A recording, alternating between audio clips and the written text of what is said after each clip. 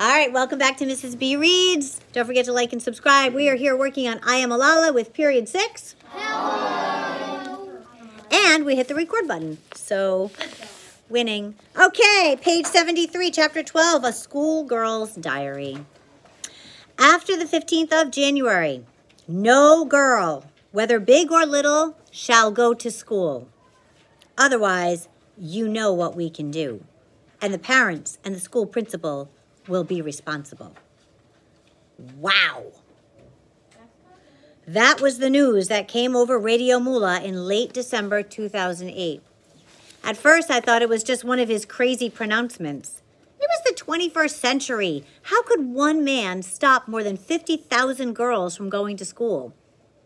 I am a hopeful person. My friends may say too hopeful, maybe even a little crazy, but I simply did not believe that this man could stop us. School was our right.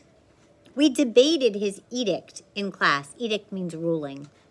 Who will stop him, the other girls said. The Taliban have already blown up hundreds of schools and no one has done anything. We will, I said. We will call on our government to come and end this madness. The government, one girl said. The government can't even shut down Fazlullah's radio station. The debate went round and round. I didn't give in. But even to me, my argument sounded a bit thin. One by one, girls stopped coming to school. Their fathers forbade them. Their brothers forbade them. What does it mean to forbade?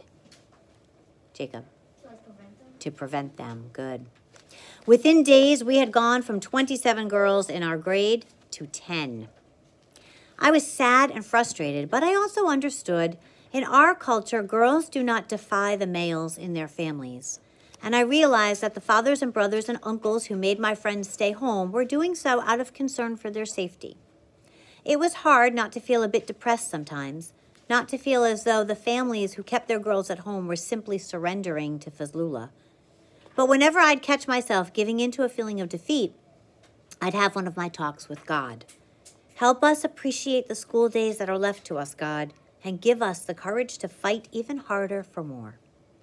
School had been due to end the first week of January for our usual winter break. So my father decided to postpone the holiday.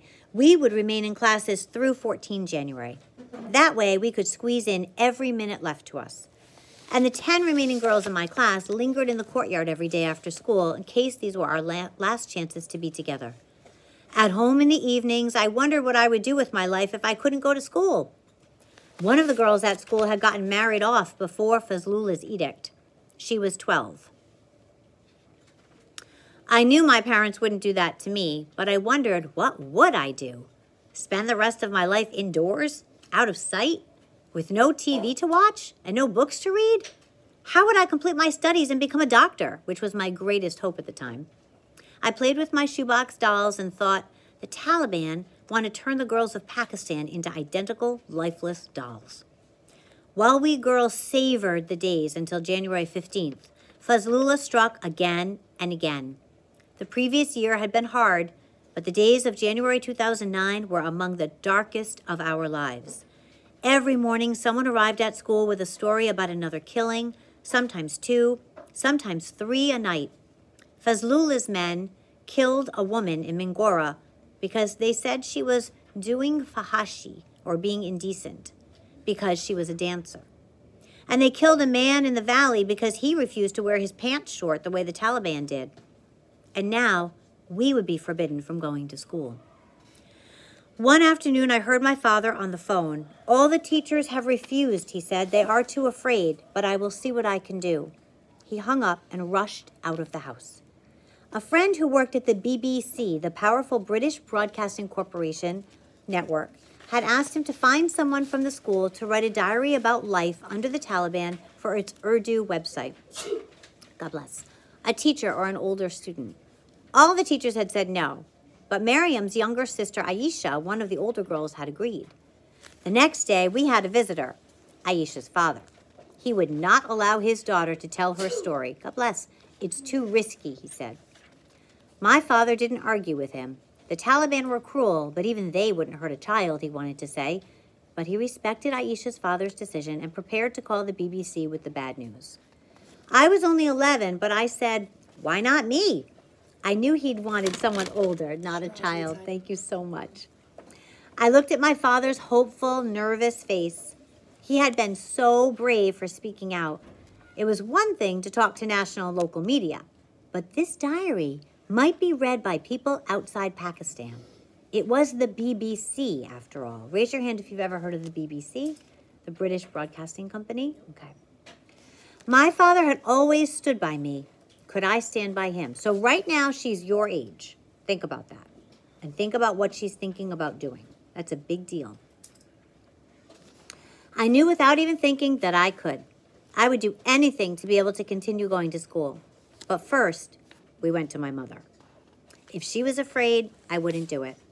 Because if I didn't have her support, it would be like speaking with only half my heart. But my mother agreed. She gave us her answer with a verse from the Holy Quran. Falsehood has to die, she said, and truth has to come forward. God would protect me, she said, because my mission was a good one. Many people in SWAT saw danger everywhere they looked, but our family didn't look at life that way. We saw possibility. I'm on the top of 77, and you guys need to follow along with me. And we felt a responsibility to stand up for our homeland. My father and I are the starry-eyed ones. Things have to get better, we always say. My mother is our rock. While our heads are in the sky, her feet are on the ground. But we all believed in hope. Speaking up is the only way things will get better, she said.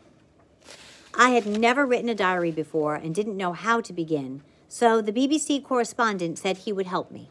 He had to call me on my mother's phone because even though we had a computer, there were frequent power cuts, and few places in Mingora with internet access. The first time he called, he told me he was using his wife's phone because his own phone had been bugged by the intelligence services.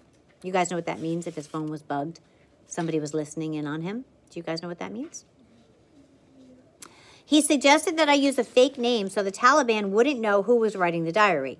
I didn't want to change my name, but he was worried about my safety.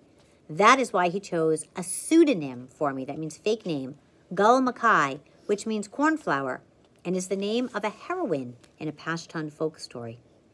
My first diary entry appeared on 3 January 2009, about 2 weeks before Fazlula's deadline. The title was, I Am Afraid. I wrote about how hard it was to study or to sleep at night with the constant sounds of fighting in the hills outside town. And I described how I walked to school each morning looking over my shoulder for fear I'd see a Talib following me. I was writing from the privacy of my bedroom, using a secret identity, but thanks to the internet, the story of what was happening in SWAT was there for the whole world to see. It was as if God had at long last granted my wish for that magic pencil. In my next entry, I wrote about how school was the center of my life and about how proud I was to walk the streets of Mingora in my school uniform. As exciting as it was to be Gul Makai, it was hard not to tell anyone, especially at school. The diary of this anonymous Pakistani schoolgirl was all anyone talked about. One girl even printed it out and showed it to my father. Can you imagine? It's very good, he said with a knowing smile. With the threat of school closing quickly becoming a reality, I appreciated going even more. In the days leading up to the last one, it was decided that wearing our uniforms was too dangerous. So we were told to dress in our everyday clothes. I decided I wasn't going to cower in fear of Fazlula's wrath. I would obey the instruction about the uniform, but that day, I chose my brightest pink shalwar kameez. As soon as I left the house, I thought for a second about turning back.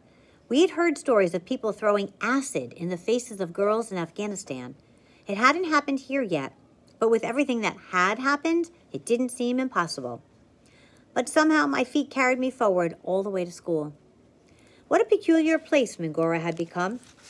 Gunfire and cannons as background noise, hardly any people in the streets, and if you didn't see anyone, you couldn't help but think, and if you did see anyone, you couldn't help but think this person could be a terrorist. And a girl in a pink shalwar kameez sneaking off to school. The BBC correspondent asked for more news from SWAT for the next diary post. I didn't know what to tell him. He asked me to write about the killings. It seemed so obvious to him that this was news. But to me, what you experience every day is no longer news. It was as if I had become immune to fear. Until one day, on my way home from school, I heard a man behind me say, "I will kill you." My heart stopped, but somehow my feet kept going. I quickened my pace until I was far ahead of him. I ran home, shut the door, and after a few seconds, peeked out at him. There he was, oblivious to me, shouting at someone on his phone. So who did he say that to? Who did he say, "I will kill you" to? To Malala? Let's go back and reread that paragraph again. Sometimes we have to reread things so we can make sure we understand them. Until one day on my way home from school, I heard a man behind me say, "I will kill you." My heart stopped, but somehow my feet kept going. I quickened my pace until I was far ahead of him. I ran home, shut the door, and after a few seconds, peeked out at him. There he was, oblivious to me. What does oblivious mean? What does it mean? Doesn't know. Didn't even realize Malala was there. Oblivious to me, shouting at someone on his phone. So was he threatening Malala? No. Who was he saying, "I will kill you" to? The person on the phone. Good. I laughed a bit at myself. Malala, I told myself, there are real things to be afraid of. You don't need to imagine danger where there is none. The real worry, it seemed to me, was being found out. And, of course, it was Moniba who was first to guess the identity of Gul Mackay. "I read a diary in the newspaper," she told me one day at recess. "And the story sounded like our story. What happens in our school?" "It's you, isn't it?" she said. I could not lie, not to Moniba, but when I confessed, she became more angry than ever. "How can you say you're my best friend when you're keeping such an important secret from me?" She turned on her heel and left. And yet, I knew, as angry as she wouldn't reveal my secret. It was my father who did that. Yikes. By accident, of course. He was telling a reporter how terrifying it was for children just to walk to and from school. His own daughter, he said, thought a man on his phone had threatened to kill her. Just about everyone recognized the story from the diary, and by April, my days of Gul Mackay, the secret diarist, would be over. But the diary had done its job. Now, a number of reporters were following the story of Fazlullah's attempts to shut down the girls' school of Pakistan, including a man from the New York Times. Have you guys heard of the New York Times? Yeah. All right, don't forget to like and subscribe.